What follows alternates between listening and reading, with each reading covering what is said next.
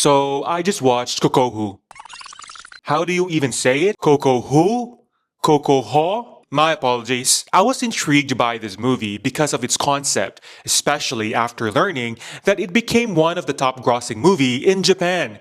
It's even Japan's official submission to the Oscars. Since I don't know much about Japanese culture, I was really drawn in by the movie. It shows so many layers along with the rich history and traditions that I didn't even know existed. In this video, let's talk about the inspiration behind the movie from the perspective of director Sing-il Lee and explore the history of Onagata. I was honestly surprised that despite Japan being so conservative, men dressed up as women for Kabuki performances. We will also look at the deeper meaning of the Kabuki plays featured in the movie.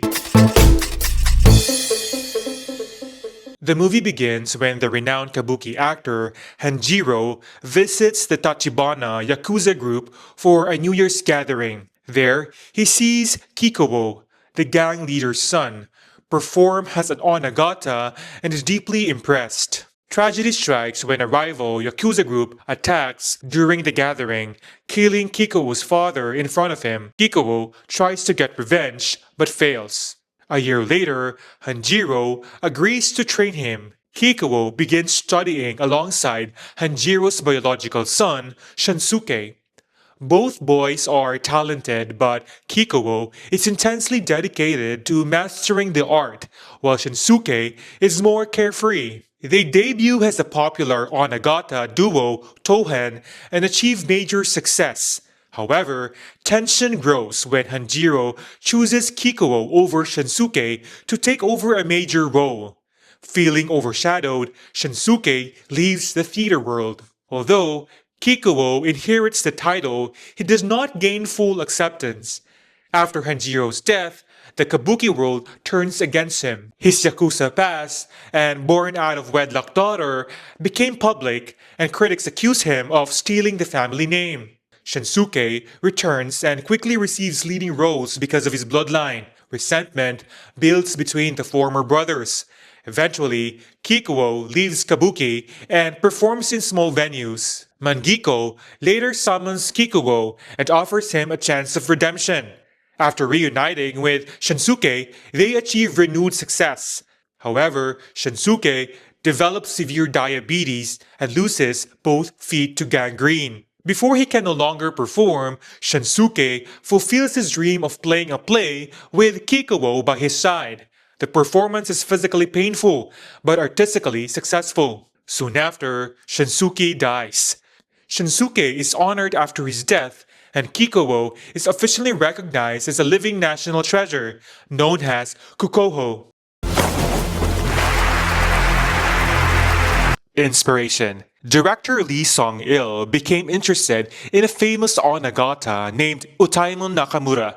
People said he was the best Onagata after World War II and even called him a national treasure because he was so talented. His personal life and his acting life were almost the same.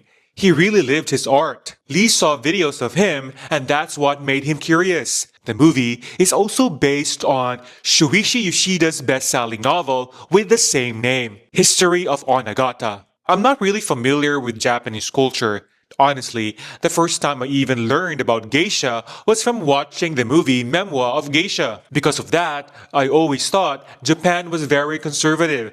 So when I heard about men cross-dressing as women in traditional theater, I was actually kinda surprised. I was thinking, doesn't that go against their tradition? So how did Onagata even begin? Onagata are male actors who play female roles in Kabuki, a traditional Japanese theater that has been performed only by men for hundreds of years. In 1629, the Japanese government banned women from acting in Kabuki. Officials believed that female performers were connected to prostitution and public disorder in theater districts. To control this, women were no longer allowed on stage. Because of that, adult men began playing women's roles.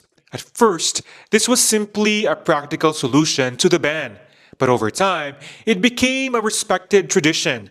Playing female roles developed into a special skill that actors trained for many years to master. It's important to understand that Kabuki is not meant to look like real life. It's carefully designed and exaggerated. Movements are slow and controlled. Voices are trained in a special way. Costumes and makeup are bold and dramatic. Everything is designed to look artistic, not realistic. Onagata are not trying to become women in real life. They are not copying everyday women. Instead, they perform an idealized version of feminine qualities, a carefully created image of grace, beauty, and elegance according to Kabuki style. Deeper meaning. Looking back at the movie, the Kabuki plays really shows us who the main characters are and what they're going through. Let's start with Barrier Gate. This is the play when young Kikuo was performing when Hanjiro first noticed him. In the story, the gate stands for the challenges in life and love. Komachi and Munisada are lovers separated by circumstances, and their meeting at the gate shows how people try to overcome obstacles to be together. In Kokuho, Kikuo's story reflects the same ideas. Like the gate, he faces barriers in his life.